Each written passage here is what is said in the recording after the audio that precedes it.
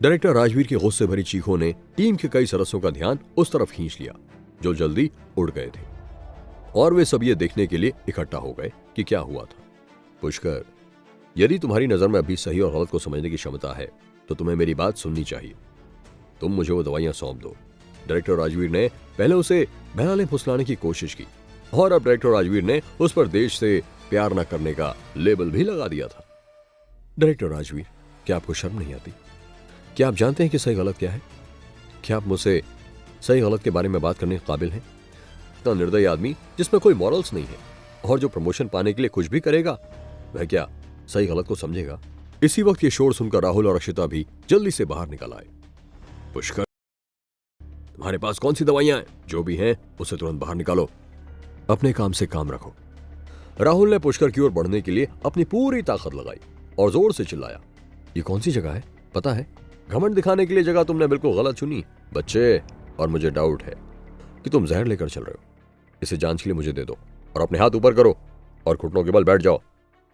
अगर तुमने रेजिस्ट किया तो मैं तुम्हें कर दूंगा। और ये कहने के साथ ही उसने पुष्कर को एक हाथ से पकड़ लिया और उससे सामान छीनने की कोशिश करने लगा। पुष्कर के चेहरे के एक्सप्रेशंस एकदम से बदल गए और तभी उसने बाएं हाथ से राहुल को एक तेज आवाज के साथ राहुल उड़ा और वेयर हाउस के दरवाजे से टकराया, और उस धमाके के साथ पूरा दरवाजा टूट गया।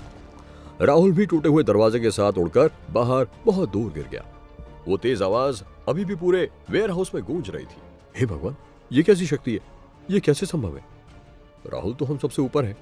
कोई भी विश्वास नहीं कर पा रहा था कि राहुल जो अपनी ताकत में टॉप पर था, उसके सामने ये बच्चा सिर्फ एक हथेली से राहुल को कैसे उड़ा सकता है? राहुल भाई, आप कैसे? राहुल भाई, राहुल के कई साथियों ने घबराहट में कहा। वे चिल्लाए और अपने साथी को देखने के लिए टूटे दरवाजे से बाहर भागे। अचानक कोई टूटे हुए दरवाजे से अंदर आया और चिल्लाया, राजवीर सर, राहुल के पूरे शरीर में फ्रैक्चर हो गया है। आपको राहुल को इंसाफ देना होगा। हाँ, यही सही है डायरेक्टर राजवीर। इस आदमी ने बिना तैयारी के राहुल पर हमला करने के लिए अपनी मार्शल आर्ट टेक्निक का फायदा उठाया है। ऐसे व्यक्ति को इतनी आसानी से नहीं छोड़ना चाहिए। राहुल के कई साथी एक के बाद एक चिल्लाने लगे। पुष्कर, क्या तुम्हें लगता है कि तुम जो चाहो कर सकते हो सिर्फ इसीलिए कि तुम कुछ मार्शल आर्ट टेक्निक जानते हो? लेपर्ड टीम में अनगिनत लोग हैं जो तुमसे बेहतर हैं। मैं तुम्हें आज गिरफ्तार कर लूंगा।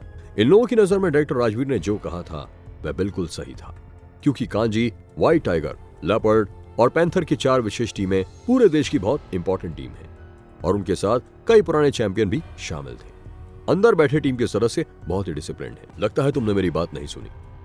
पुष्कर का चेहरा सख्त हो गया और वो एक कदम आगे बढ़ा। राजवीर कुछ कदम पीछे हट गया।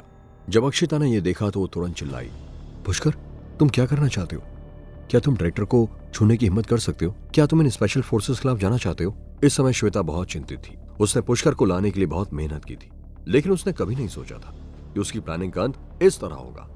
वो तेजी से आगे बढ़ी, बीच में खड़ी हो गई। पुष्कर, मत बनो, वो डायरेक्टर है, तुम उन पर एक्शन नहीं ले सकते। जल्दी से चले जाओ। उसने हमारी टीम के सदस्य को घायल कर दिया और वो ऐसे जाना चाहता है। राजवीर शांत हो गया। वह पुष्कर को जाने नहीं दे सकता था। वह अभी भी पुष्कर से कुछ गोलियां लेना चाहता था। हाँ, तो क्या तुम अभी मेरे खिलाफ जाना चाहते हो?